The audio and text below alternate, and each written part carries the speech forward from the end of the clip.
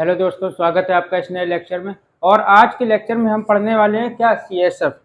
तो सीएसएफ क्या है वो समझते हैं। CSF cerebro spinal fluid, cerebro spinal fluid, ठीक है। अब ये है क्या? क्लियर ट्रांसपेरेंट फ्लूइड है, ठीक है। ये क्या है? क्लियर ट्रांसपेरेंट फ्लूइड है, found in brain and spinal cord, ठीक। सेरिब्रोस्पाइनल फ्लूइड एक क्लियर ट्रांसपेरेंट फ्लूइड है जो कहाँ पे? ब्रेन और स्पाइनल कॉर्ड में पाया जाता है। सबसे पहले तो अब इसके टॉपिक समझ लेते हैं। क्या क्या पढ़ना है? टॉपिक। इसके अंदर जो टॉपिक आएंगे सीएसएफ के वो समझते हैं। सबसे पहले तो ये डेफिनेशन पढ़ ली, थोड़ा समझ में आया टर्मिनोलॉजी। इसके बाद पढ़ेंगे site of formation. Site of formation, ये फ्लूइड या सीएसएफ जो है सेरिब्रोस्पाइनल फ्लूइड, ये कहाँ पे फॉर्म होता है, कहाँ पे बनता है वो समझेंगे। उसके बाद समझेंगे फंक्शन ऑफ सीएसएफ। सीएसएफ का क्या रोल होता है, क्या फंक्शन है वो समझेंगे। और उसके बाद समझेंगे इसमें physical examination, chemical examination, last में माइक्रोस्कोपिक एग्जामिनेशन, लैब फाइंडिंग्स भी जानेंगे, ठीक। इतनी बात हम यहाँ पे कवर कर रहे होंगे, ठीक है। अब इसमें कुछ एबनॉर्मेलिटीज आती हैं, वो इसी में पढ़ लेंगे फिजिकल एग्जामिनेशन में, कि अगर ये इंक्रीज हो गया डिक्रीज हो गया केमिकल एग्जामिनेशन में तो क्या एबनॉर्मेलिटीज आएंगी वो समझेंगे।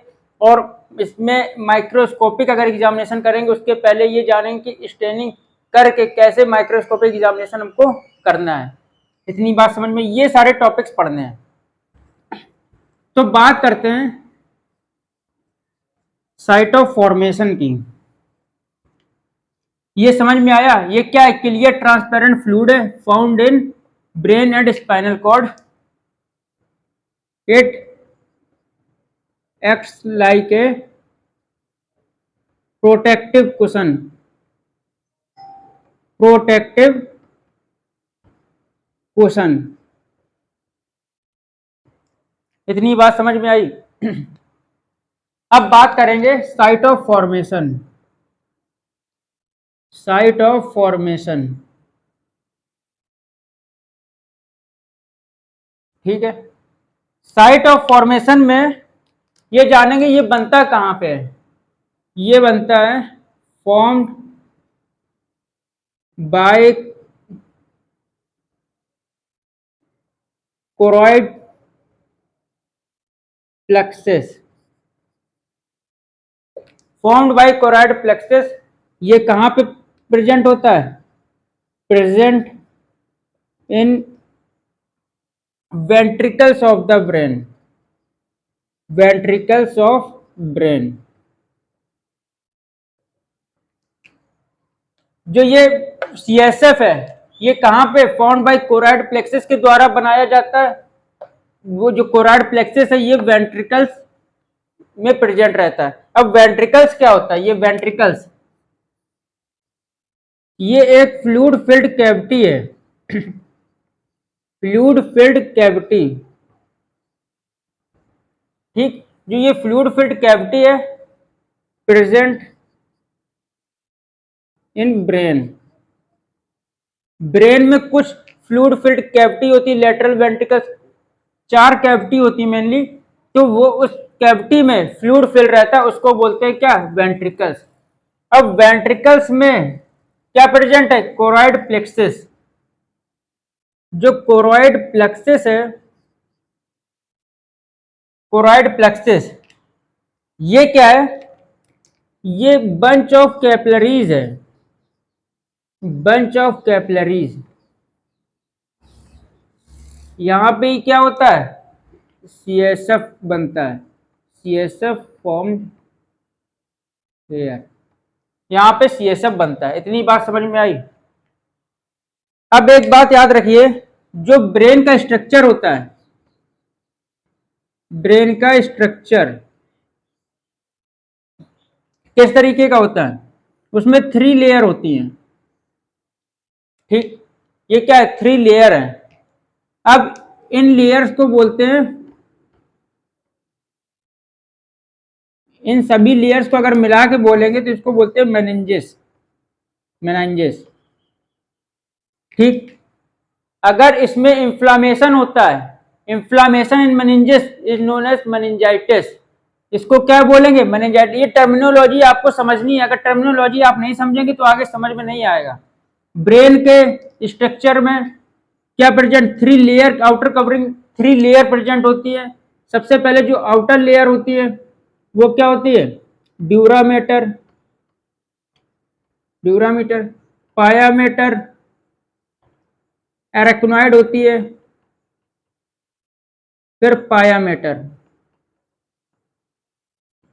इस तरीके से ही तो होती है, ड्यूरामेटर, एरेक्नोइड और पायामेटर। ये क्या है, मेनिंजाइस है, मेनिंजिस। अब इसमें इंफ्लामेशन अगर होता है तो इसको टर्म देते हैं मेनिंजाइटिस। क्लियर हुआ, मेनिंजिस और मेनिंजाइटिस में डिफरेंस क्या है, मेनिंजिस इन लेयर्स को बोलते हैं और मेनिंजाइटिस इनकी, अगर इनमें इन्फ्लामेशन है तो उसको मेनिंजाइटिस बोलते हैं। इतनी बात समझ में आई आपको।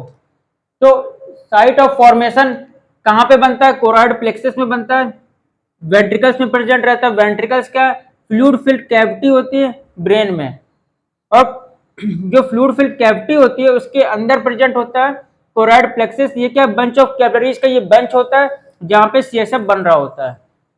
इतनी बात समझ में आई। मेनली अगर इसमें भी पूछा जाए तो लेटरल वेंट्रिकल्स में बनता है, क्या, प्रेजेंट इन लेटरल वेंट्रिकल्स, ये याद रखिएगा। तो फॉर्मेशन समझ में आया। अब चलते हैं इसका फंक्शन समझ लेते हैं।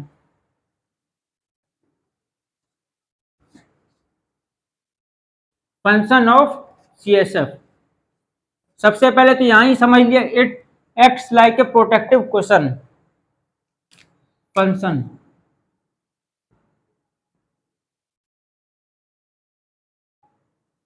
फंक्शन में सबसे पहली बात ये समझते हैं कि प्रोटेक्शन की बात की,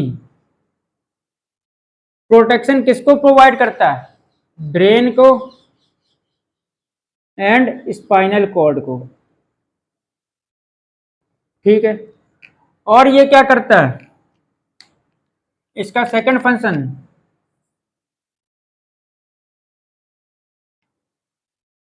प्रोटेक्शन की बात हो गई, remove waste from CNS, CNS से रिमूव क्या करता है, वेस्ट को रिमूव करता है, और क्या करता है, provide nutrition to CNS, CNS तक न्यूट्रिशन प्रोवाइड करता है, maintain chemical balance. Chemical balance क्यों मेंटेन रखता है, फॉर रिएक्शन, किस चीज की रिएक्शन होती हैं, फॉर न्यूरोनल रिएक्शन। ठीक, जो न्यूरॉन्स में रिएक्शन, केमिकल एक्सचेंज जो भी हो रहा होता है उसमें उस केमिकल बैलेंस रखती है, क्योंकि वो वहां पे न्यूरोनल न्यूरोनल रिएक्शन हो सके। तो आपको फंक्शन ये याद रखना, प्रोटेक्शन प्रोवाइड करता है, रिमूव वेस्ट को रिमूव करता है सीएनएस से, और ये प्रोवाइड न्यूट्रिशन करता है सीएनएस को। ये इसके फंक्शन हो गए।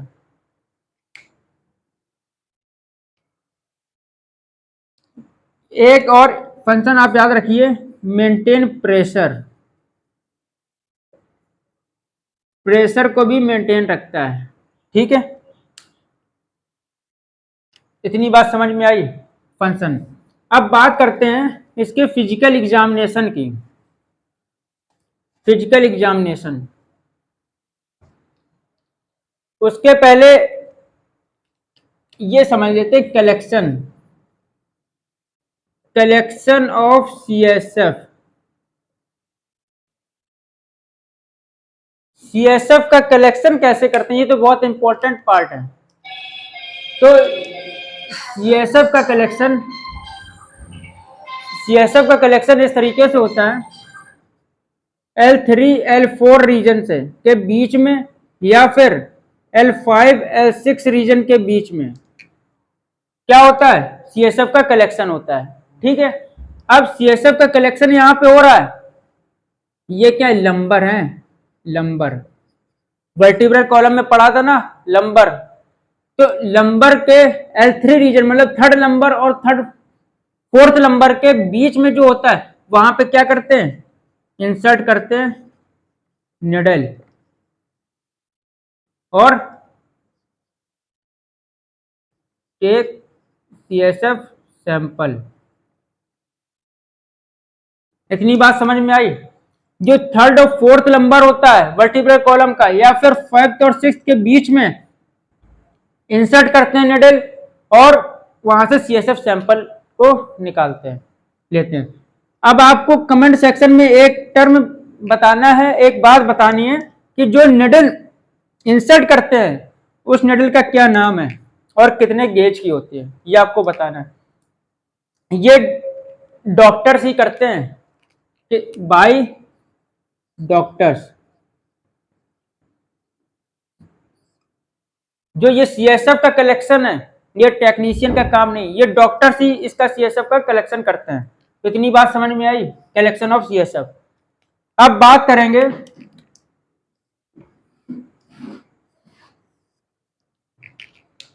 इसके, यहां पे सैंपल तो ले लिया सीएसएफ का, अब सीएसएफ सैंपल को डिस्ट्रीब्यूट करना है, सीएसएफ सैंपल डिस्ट्रीब्यूशन। सीएसएफ का जो सैंपल है उसका डिस्ट्रीब्यूशन होना है। अब डिस्ट्रीब्यूशन कैसे होगा, ये 3 वाइल लेते हैं या 3 ट्यूब लेते हैं, ठीक है, 3 वाइल या 3 ट्यूब ले ली। ये प्लेन वाइल ही है, रेड कैप वाली प्लेन वाइल, क्या बोलेंगे, प्लेन वाइल, इसमें कोई एंटीकोगुलेंट नहीं होता है। अब इसमें सीएसएफ फिल कर लिया, ट्यूब 1 ट्यूब 2 ट्यूब 3। जो सीएसएफ 1 वाली है वो भेजेंगे कहां पे, वो भेजेंगे बायोकेमिस्ट्री में, बायोकेमिस्ट्री लैब में। यहां पे क्या एग्जाम्पल के तौर पे याद रखिए, ग्लूकोज, प्रोटीन या फिर जो भी बायोकेमिकल टेस्ट होते हैं वो बायोकेमिस्ट्री लैब में लगेंगे। तो एक ये ट्यूब, एक जो वाइल है वो कहाँ जाएगी, बायोकेमिस्ट्री लैब में जाएगी। जो सेकंड ये जाएगी सीरोलॉजी, सीरोलॉजी बोल सकते हैं या फिर ये हिमेटोलॉजी लैब में भी, क्योंकि यहाँ पे क्या काउंटिंग होती है। अब बात करेंगे जो थर्ड वाली, ये होता है कल्चर के लिए, कल्चर एंड सेंसिटिविटी। जो थर्ड वाइल है वो कल्चर और सेंसिटिविटी के लिए जाती है। इतनी बात समझ में आई। बायोकेमिस्ट्री लैब में कौन सी गई, जिसमें बायोकेमिकल टेस्ट होने, ग्लूकोज, प्रोटीन, सीरोलॉजी और कल्चर एंड सेंसिटिविटी। या फिर इसको इस तरीके समझिए, जो सेल काउंटिंग होती है ना वो साइटोलॉजी में होती है, साइटोलॉजी। साइटोलॉजी में क्या होती है, सेल काउंटिंग, ठीक है। कल्चर सेंसिटिविटी क्या बताते हैं, ये आइडेंटिफाई करते हैं क्या इन्फेक्शन, उसमें कौन सा माइक्रोबियल इन्फेक्शन है, फंगल इन्फेक्शन है, उसका आइडेंटिफाई, पर्टिकुलर बैक्टीरिया का आइडेंटिफाई करते हैं, ठीक है। इतनी बात समझ में आई। तो ये सैंपल का डिस्ट्रीब्यूशन होता है, 3 वाइल में इनको कलेक्ट किया जाता है, जो भी डॉक्टर सैंपल कलेक्ट करता है, और ये 3 वाइल अलग अलग लैब्स में पहुंचा दी जाती है, अलग अलग आइडेंटिफिकेशन के लिए और डिटेक्शन के लिए। इतनी बात समझ में आई। अब इसके बाद इसका फिजिकल एग्जामिनेशन समझ लेते हैं। Physical examination of CSF.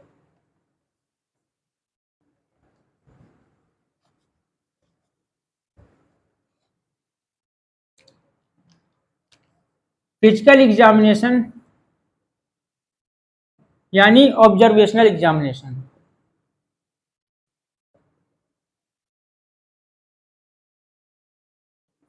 Physical examination में पैरामीटर्स क्या क्या होते हैं?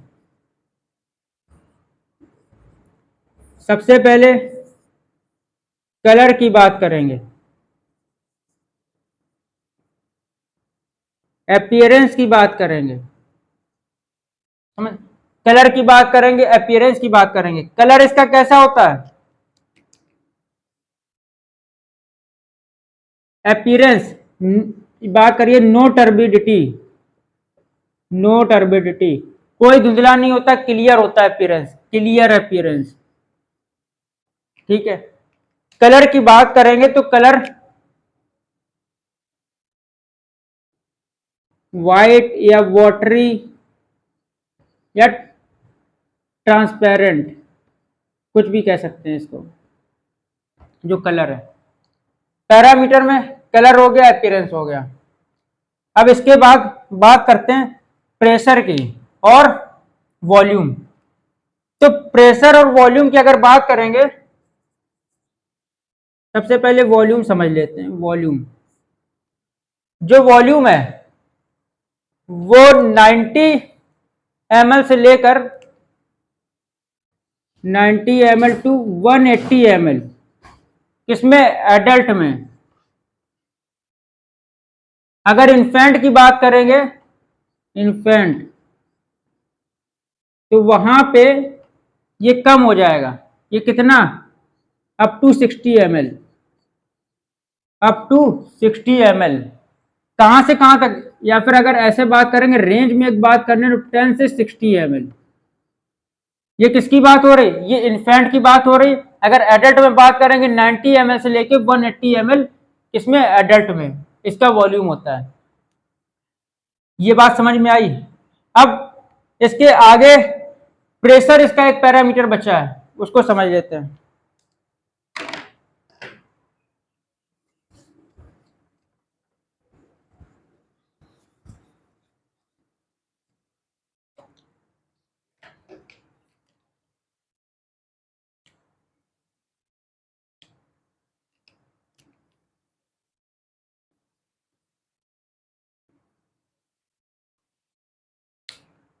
जो इसका प्रेशर होता है वो 90 mmHg, ठीक, ये आपको याद रखना है। ये इतना प्रेशर जो सीएसएफ होता है, प्रेजेंट रहता है जो हमारे ब्रेन में, सब एरेक्नॉइड स्पेस में, वो कितना? 90 से 180 mmHg प्रेशर ये क्या एग्जर्ट कर रहा होता है। तो ये आपको याद रखना है। फिजिकल एग्जामिनेशन में क्या क्या पढ़ा? वॉल्यूम पढ़ा, कलर पढ़ा, अपीयरेंस पढ़ा,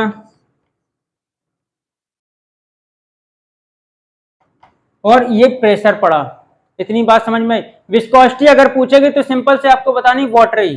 विस्कोसिटी क्या? वाटरी टाइप विस्कोसिटी होती है। तो प्रेशर आपको याद रखना 90 से 180 mmHg। वॉल्यूम कितना बताया? 92, ये बताया एडल्ट में, और इन्फेंट में कितना होता है? 10 से 60 ml, 10 से 60 ml इन्फेंट में। क्लियर? ये आपको याद रखना है फिजिकल एग्जामिनेशन में। जो फिजिकल एग्जामिनेशन यानी ऑब्जर्वेशनल एग्जामिनेशन।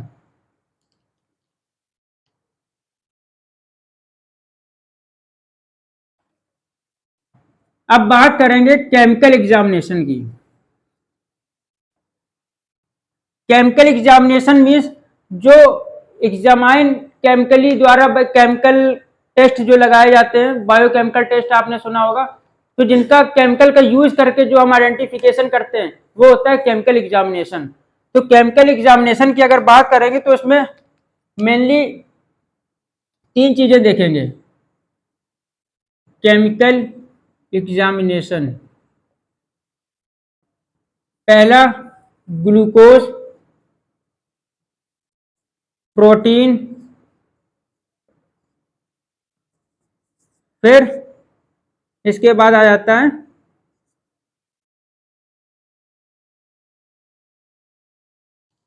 तो ये आपको याद रखना है क्या, ग्लूकोज, प्रोटीन, लैक्टोज, ये आपको तीन चीजें देखनी।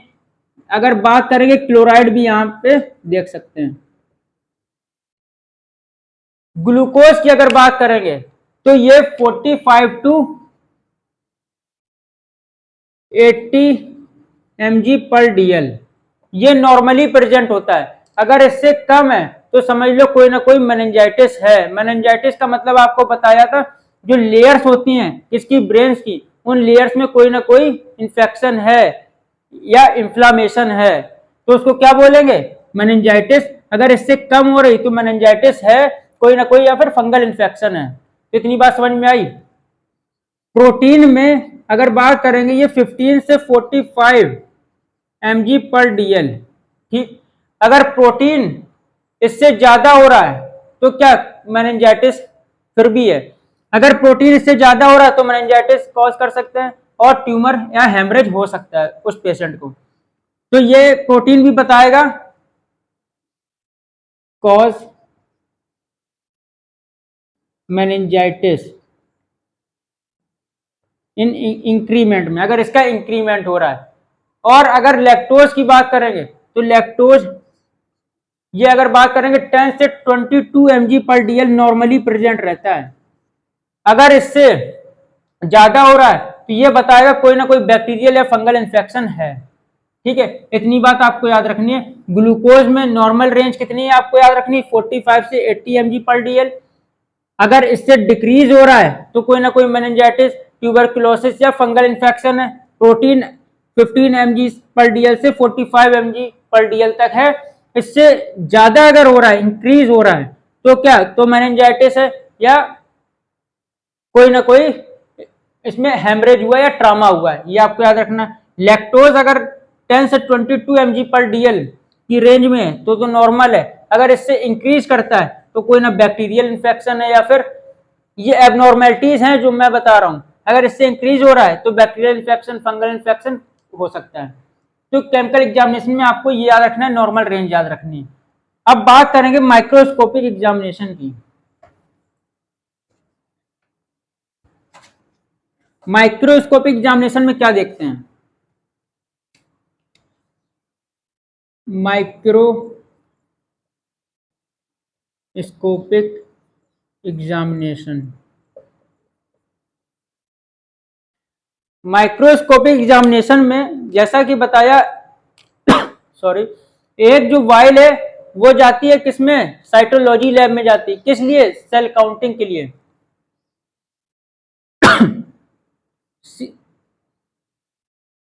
एक वाइल गई सेल काउंट के लिए, ठीक।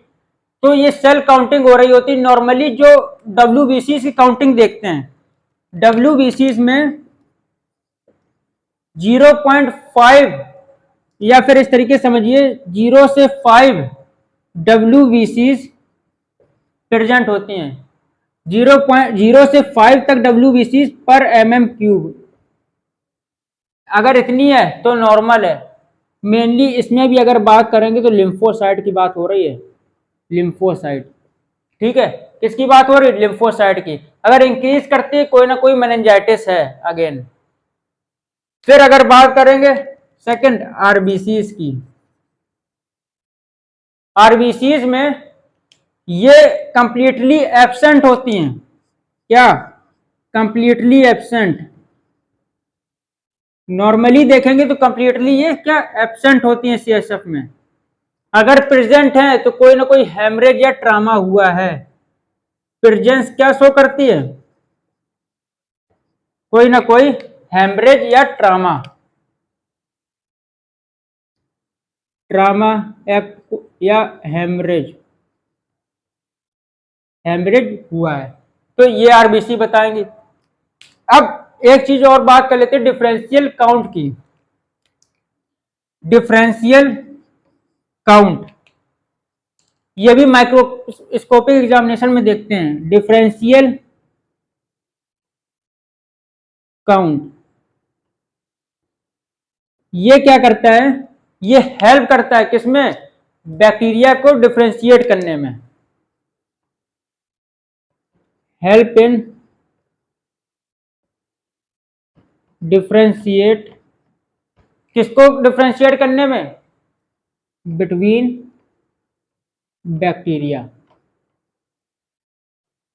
कौन सा बैक्टीरिया है उसमें हेल्प करते हैं, डिफरेंशियल काउंट, डिफरेंशिएट करने में, दो बैक्टीरिया को डिफरेंशिएट करने में। जैसे वायरल इन्फेक्शन है या फिर बैक्टीरियल इन्फेक्शन है, बिटवीन बैक्टीरियल एंड वायरल, ऐसे समझ लीजिए।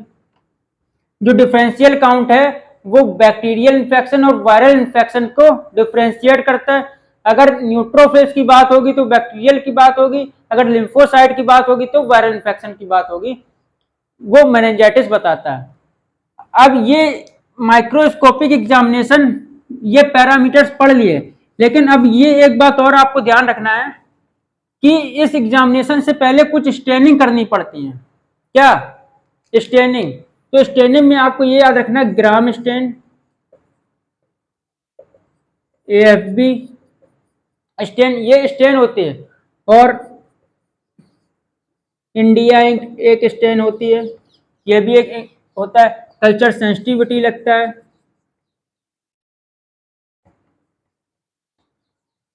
ये माइक्रोस्कोपिक एग्जामिनेशन के लिए आपको याद पढ़ना पड़ेगा। ये क्या करता है, ये बैक्टीरिया को डिफरेंशिएट करता है। फॉर बैक्टीरिया जो ग्राम स्टेन होता है, एएफबी किसके लिए होता है, ट्यूबरकुलोसिस के लिए होता है, फॉर ट्यूबरकुलोसिस। इंडिया इंक की बात करेंगे, ये फंगल के डिटेक्शन के लिए यूज किया जाता है, फंगल इन्फेक्शन के डिटेक्शन के लिए, या फिर फंगल के लिए, फंगस की आप बात कर लो। अब कल्चर सेंसिटिविटी की अगर बात करेंगे तो ये क्या करता है, आइडेंटिफाई माइक्रो ऑर्गेनिज्म। ठीक, तो ये आपको याद रखने, ग्राम स्टेनिंग, एएफबी, इंडिया इंक और कल्चर सेंसिटिविटी, किस लिए कौन सी स्टेनिंग यूज हो रही, कल्चर सेंसिटिविटी कर रहे हैं तो किस लिए कर रहे हैं। तो आपके सिलेबस में जो सीएसएफ का पार्ट था वो इतना ही था, और यहाँ पे जितना भी पार्ट है आपको बिल्कुल आपके सिलेबस का रिलेवेंट बताया गया। तो यहाँ पे आपका सीएसएफ चैप्टर कंप्लीट होता है। मिलते हैं अगले नेक्स्ट लेक्चर में, जब तक के लिए थैंक यू।